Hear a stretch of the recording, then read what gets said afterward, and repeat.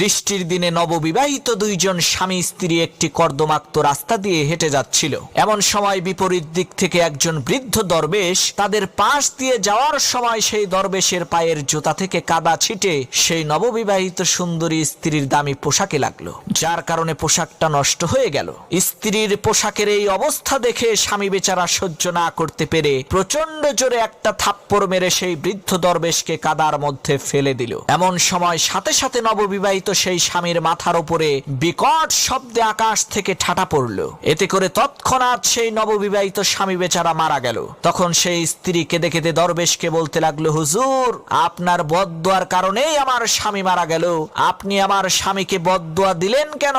তখন সেই দরবেশ বলল, মাগো, আমি তোমার স্বামীকে বদদোয়া দেইনি, তুমি আগে বলো আমার পা থেকে কাদা ছিটকে তোমার স্বামীর গায়ে লেগেছিল নাকি? তখন সেই স্ত্রী বলল, না, আমার স্বামীর গায়ে কাদা লাগেনি, বরং